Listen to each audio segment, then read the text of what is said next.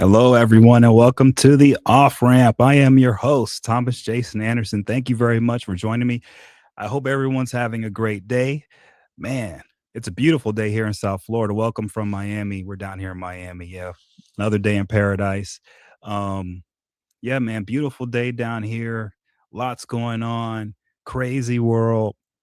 Hopefully, I can bring you guys a little bit of an off ramp from the bizarro political world we're seeing right now. But with that in mind, I've had a few requests. And so one of the requests that I had was about Marco Rubio and my stance on him being a good president for Cuba and a better explanation for it. And I'll give a slightly better explanation here, okay? And the reason why I want to focus on this is because it's a good example of what I mean by the off ramp, off ramp politics. It's also a good example of the future that we're headed into, where these are the discussions we need to be having because that's the type of world we're living in right now.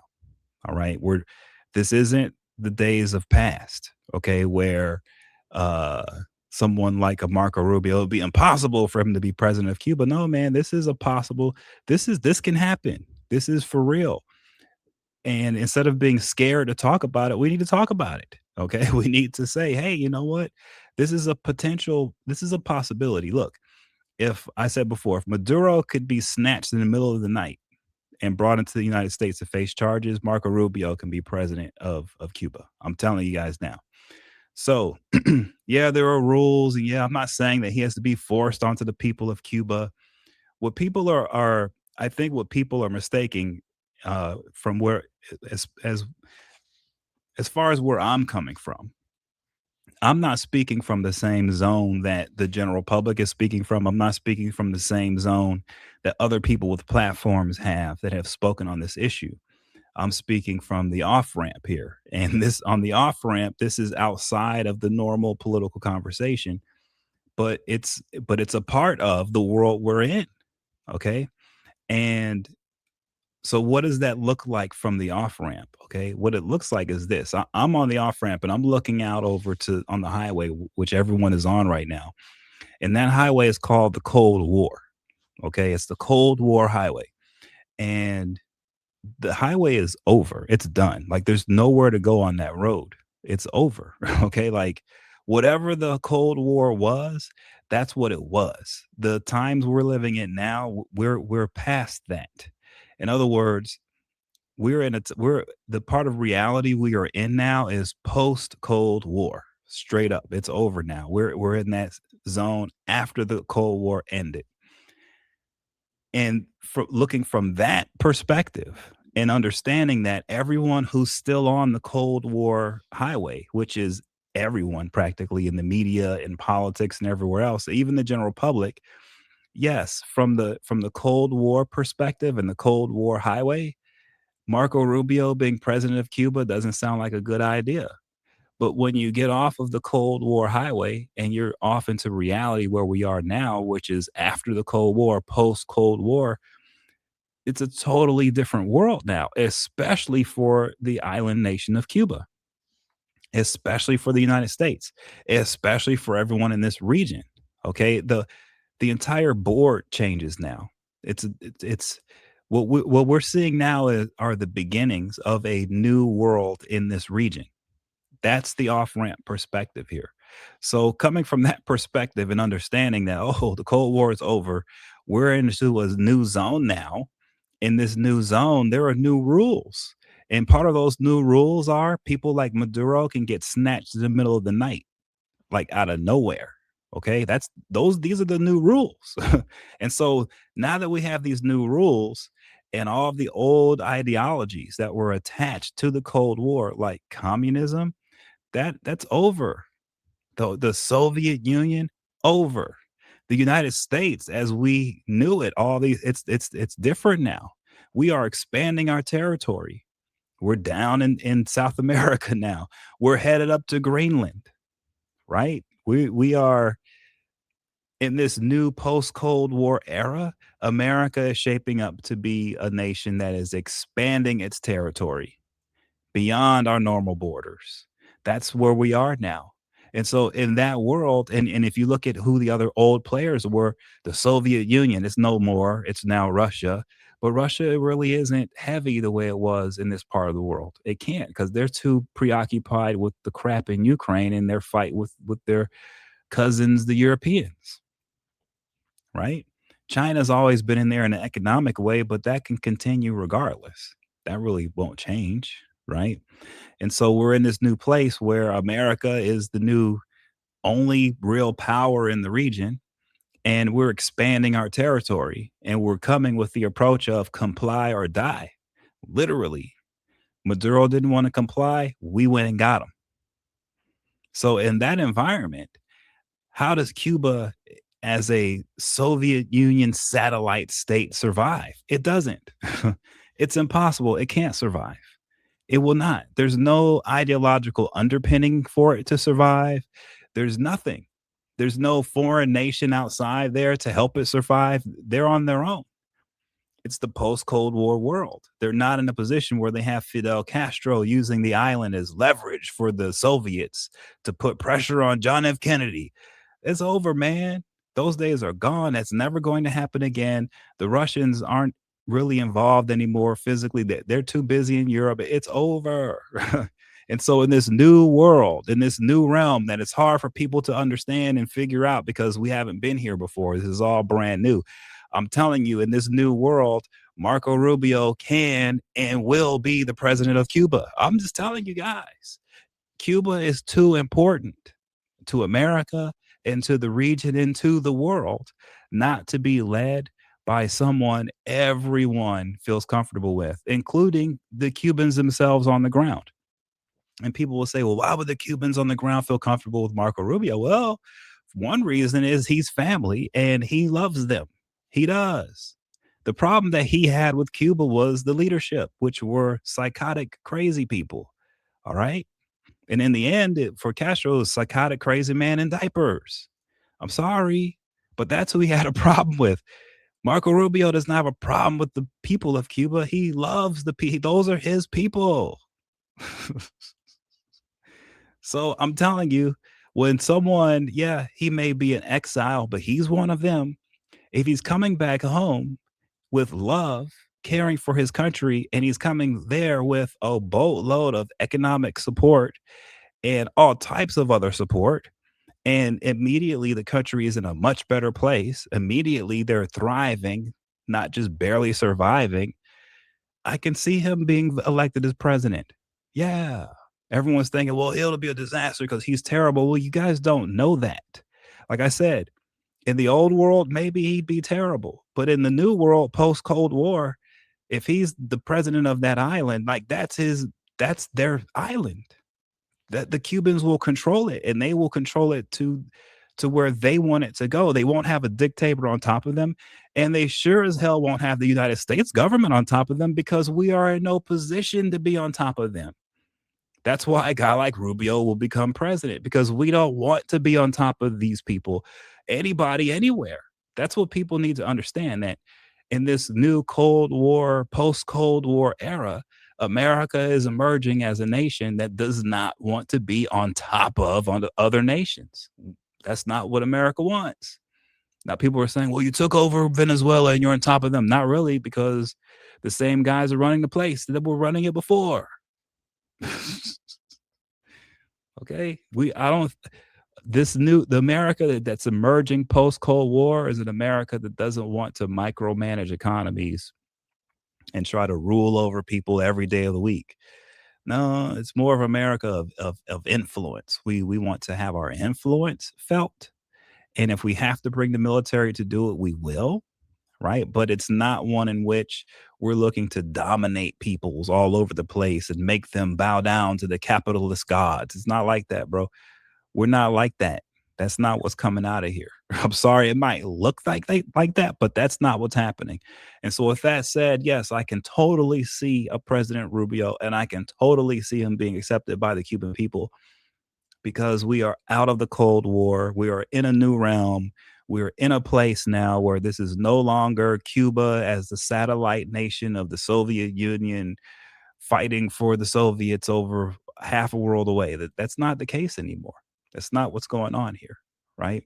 And so they're in need of help. They have their own brothers and family 80 miles away in Miami ready to help. The American government is in a position to make it so that they can help. And I'm telling you, they're going to do their thing, the Cuban people, and they're going to be just fine. And they're not going to need all kinds of crazy assistance, and they need our military to. They're not going to need all of that. It's I believe it's going to go pretty smooth. My opinion. Just knowing what I know, living with the Cuban people my entire life here in Miami, I'm pretty sure it's going to go pretty smooth. Believe it or not. That's my take. So with that said, hopefully that explains more why I feel the way I do about about Marco Rubio being president of Cuba. Um, to Guyana, right? And this is important because the U.S. authorities, there are now new news is breaking that U.S. authorities are investigating and have investigated and questioned a high-ranking police officer within the Guyana police force who was in charge of like special investigations and murders and things like that. And so apparently the news is breaking that he's been stopped, that he was a man, individual named Caesar. He was stopped by U.S. authorities and questioned apparently on his way to India and back. Um, Now that's interesting. Like I said yesterday, I pointed out, hey, if you want to see who's on sanctions, you can go straight to OFAC. Well, this is one of those middle ground things. This is a rumor. It's probably true. I'm not saying rumors are wrong, but it's a rumor and it's not coming. We're not seeing any sanctions or anything official happening on a government end. But what we are hearing is some type of investigation happening. And that's very significant for the people of Guyana because anytime the US government has feels that it needs to question someone in a high ranking position within the police force or who had a high ranking position, that's a big deal for your country. That means that for some reason we have zeroed in on the corruption being there in the police force. And being if that's the case, then this isn't going to be just one police officer. This will spread throughout the government because it's never with the police. It's never the one police officer or whatever, the leader of the it's never. It's always very political if there's corruption within the police and that political corruption extends everywhere. And it's usually some really sad and really bad stories are attached to this type of corruption. So, that's what I see there. I don't know what's happening. I know that the guy had connections to certain people in the country.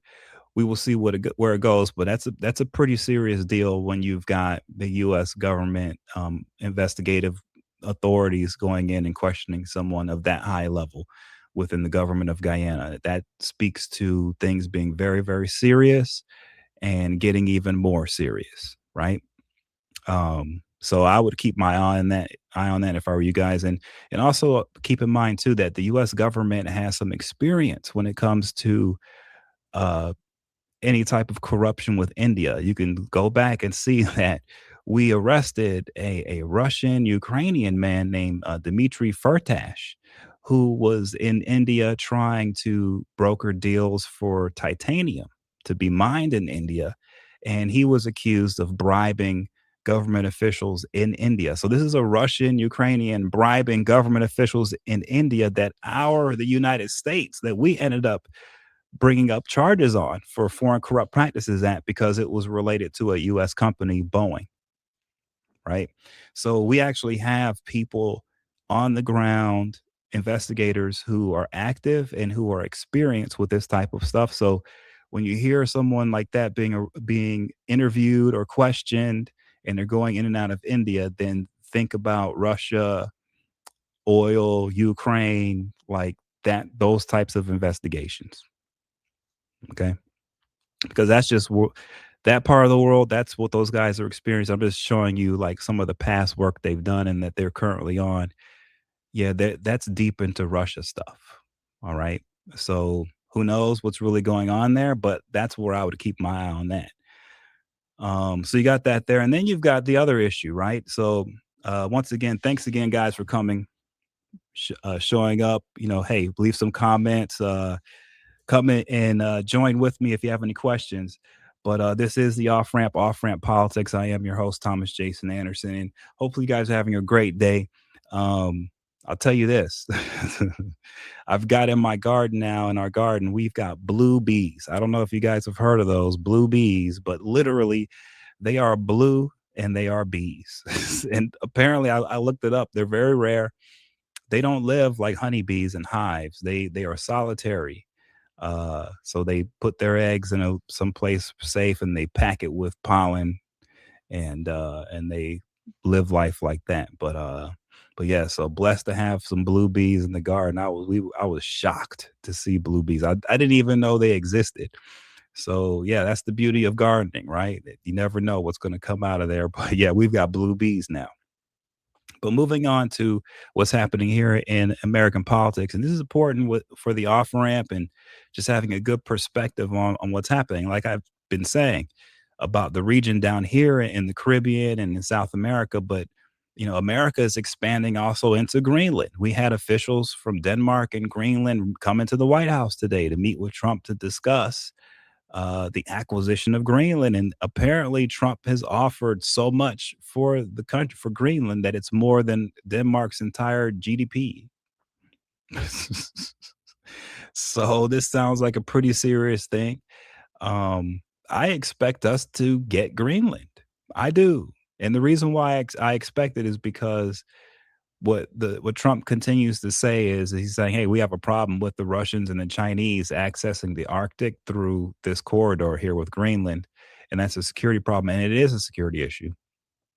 So we're like getting boxed in from the Pacific side and from the Atlantic side like that, and that's not a good thing strategically. So it looks like we're going to go and we're going to get Greenland. And that's where we are now. I'm going to say it again, guys. Like, this is the off ramp. I'm trying to explain to you that we are in a post Cold War world. Most of the world is still stuck on the highway of the Cold War. But anyone who thinks about it knows that era is over. That highway is done. It's the waste of time being on it. Get on the off ramp. And on the off ramp here, where America is expanding territory, I'm telling you, Greenland is probably going to become a part of the United States. And it's going to go from there. Trump is going to push for Canada and Mexico. Like this is happening. I don't know. I feel like people are like in a daze or they're kind of surprised. They're kind of thinking like, oh no, this is Trump's just playing around. He's not playing around. He's serious. Okay.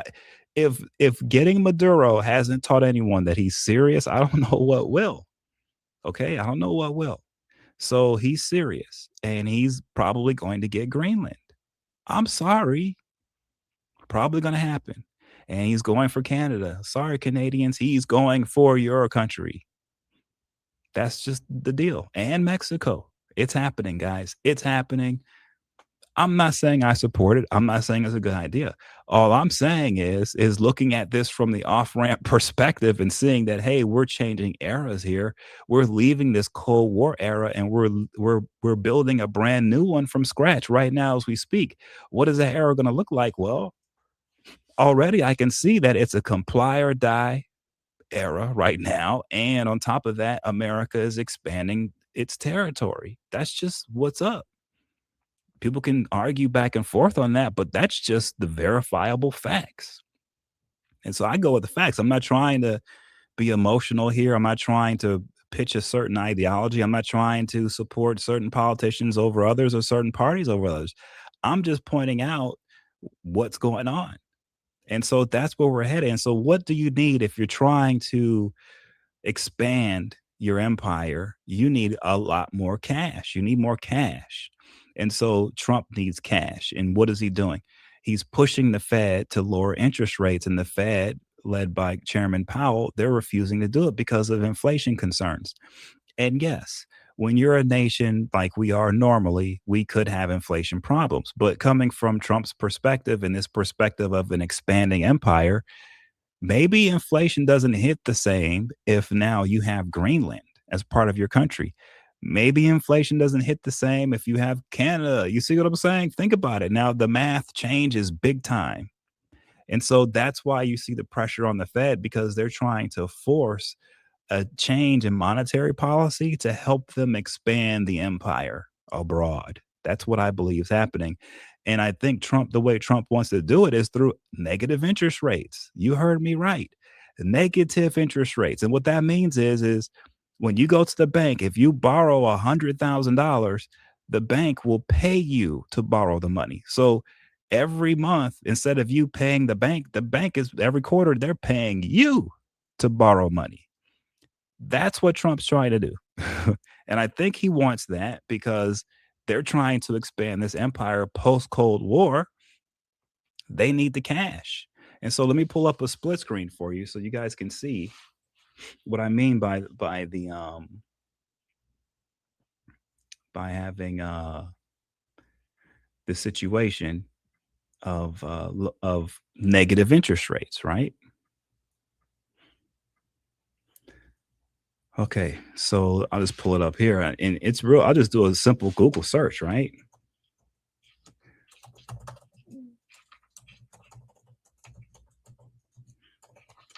I'm doing a regular search of negative interest rates and Trump, right? Let's see.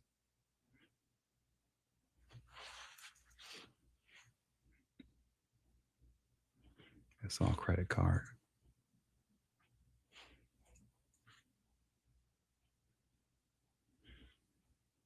Okay, here we go.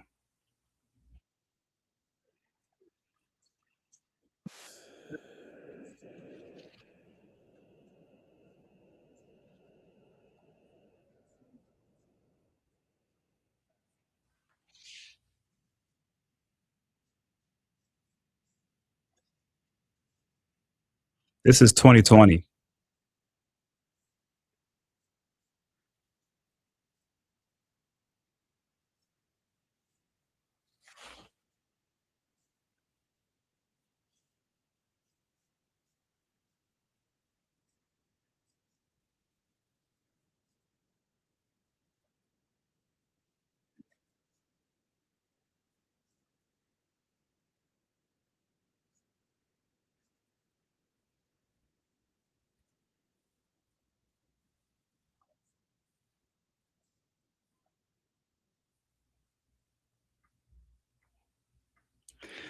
So as you can see, I just put the video up there. As you can see, Trump back in 2020 was calling for negative interest rates. I'm telling you, he wants negative interest rates. He wants to be paid for borrowing money, but especially if they're trying to expand the empire out and bring in Greenland and all these other countries, they need cash for that. And so he's going for negative interest rates. Like that's what he wants. And he's pushing. And so this plugs into what I was saying before with this comply or die dynamic that's being applied, especially in the United States.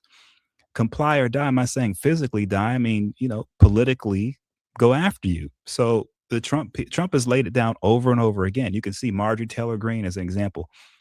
He demands that people comply. And if you do not comply, then he goes about a methodical way of eliminating you politically. And so so Chairman Powell is standing up to Trump because he doesn't want negative interest rates. He thinks that's a disaster. We will have hyperinflation if we did that, is what he's thinking. And so he's standing up for the nation and the health of the country. Well, in the paradigm we're in now, that doesn't matter what you think is good for the country or the health. And that doesn't matter, Chairman Powell. All that matters is you comply with what Trump is saying. And Trump is saying he wants lower interest rates, lower the damn interest rates. If inflation spikes, then it spikes, bro. But that's where we're at now. We're in a situation now where the leadership, Trump himself, has decided, hey, he knows better. He's the boss.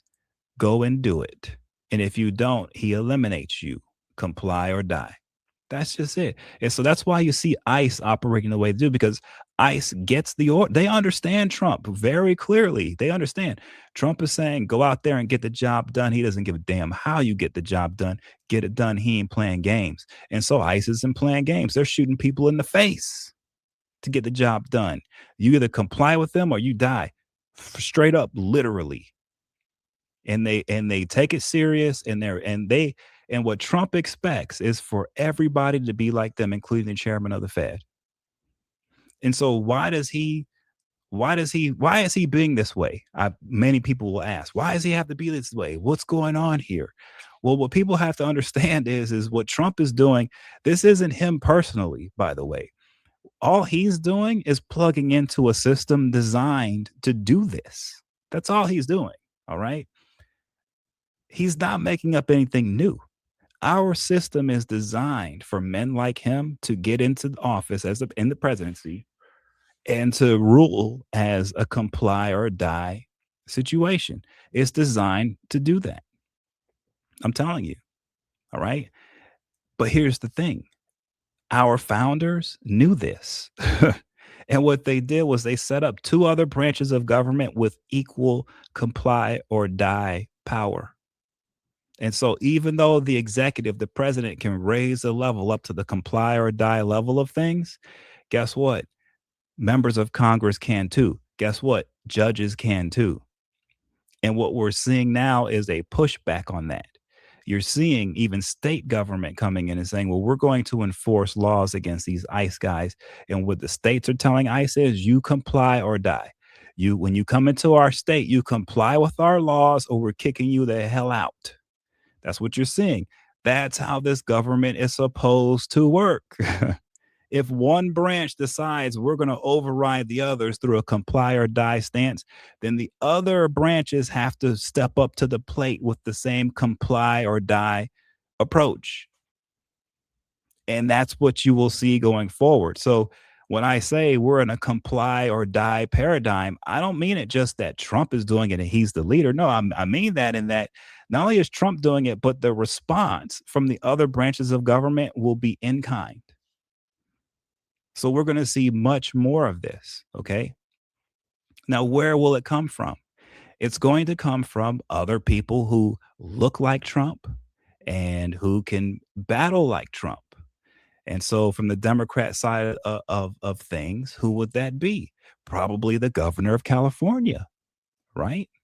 Now, I'm not trying to say, I'm not bringing race or anything. All I'm saying is you can look and see throughout the history of America who have been the most powerful people. Now, people can say, well, the reason why certain people were the most powerful is because as individuals, they were that strong. No, no, that's not how it works with the presidency, not in America. It's actually not a very strong position. Okay. It's actually a very vulnerable one. And so when you see a very powerful president in the United States, it's not because of the individual, it's because of the system around them. The system empowered them to be that great and that powerful. And so if you look at the people who have been empowered by the system to be very powerful, just look at who they are. You'll see a pattern. You will. What you won't see, I'll give you an example. So in Gold Bar Bob, I write about this with my co-author Isabel Vincent. We write about how Bob Menendez, Senator Bob Menendez, would use his position to literally ban ambassadors from positions in ambassadorial spots throughout in embassies throughout the world. That he, as an individual, would say to the executive branch and the president and the secretary of state and the State Department, I'm deciding who's going to be ambassador, not you. And it would happen for him. Okay. But look at Bob. Look at what he looks like. Now, I'll give you an example. Take a guy like Tim Scott, Senator Tim Scott from South Carolina. You will never see Senator Tim Scott go down and decide that he's going to choose on his own who the judges should be on the federal bench, or he's going to decide on his own who's going to be ambassador to here or there, or he's going to decide on his own who should be the head of whatever agency. Is You're never going to hear him say that. You know why? Because the system does not empower Senator Tim Scott to do that. It empowers guys like Bob Menendez. It empowers guys like Donald J. Trump. And Trump understands this, and he is wielding this power. And it was there before he got here. This is how it was designed before he got here. Okay. So all I'm saying is I'm looking at what's going on, and I'm telling you, Trump understands his role. He understands the power that he wields, and he's pushing it 100%. It's up to the other branches to do what they're supposed to do. If they lay down, then they lay down. That's the way it goes, and Trump gets his way, right? But they have the power if they have to stand up for their own residents in different states. They have the power in the legislature, in Congress, to do a lot of stuff. Like I said, Bob Menendez, as a senator, would ban certain ambassadors from serving in embassies as a senator. So these guys have a lot of power. They pretend like they don't. They have a ton of power. They just have to be willing to exercise it. And they have to understand who is allowed to exercise that type of power, right? Just saying. Just look at history, look at it for yourself. This is important to know because as we go forward, as we move forward here, and we see things happen like America's taking Greenland, what's going on? Or we see things like President Marco Rubio of Cuba, that people are floored and shocked that oh, you know what? There have been discussions about this, right? We need to have these discussions. That's why we're having them on the off ramp, because you have to be able to see that, look, the world has changed significantly, especially in the United States. And what seems like is madness is not madness. You just have to get off on the off ramp and look at it from afar a little bit to get the wider view. So, with that in mind, I appreciate you guys coming on today. Hey, if you guys, please, if you like, share, leave me some comments. I take requests. So if you guys want me to look at something, I will. Today, when I spoke about Marco Rubio, that was from a comment from a viewer. So please, do that. In the meantime, have a wonderful day. Have a great evening. I will see you guys again tomorrow. Take care.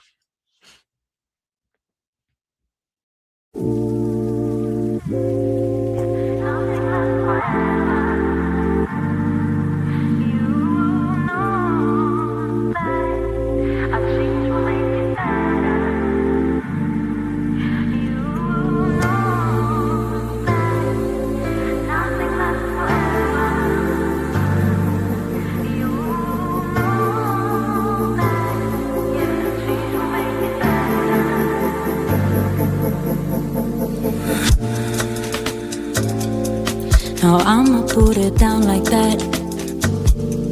I'm leaving, I ain't coming back. You don't like the way I act anyway. You really don't have to react. Don't try to change my mind, in fact. Honey, I've already packed all my stuff. We're no longer kids, let's move on.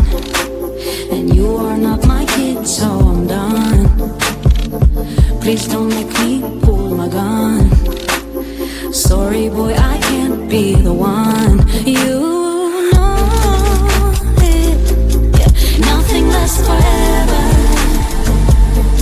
You know that a change will make it better. You know that nothing lasts forever. You know that, yeah, change will make it better.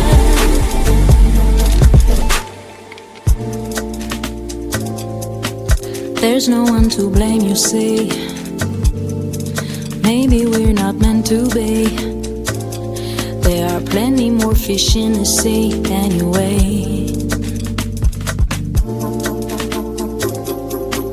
Every day's a different thing, so I'm not into wedding rings. It ain't personal, it's the way I think, yeah. You know it, nothing lasts forever. And you know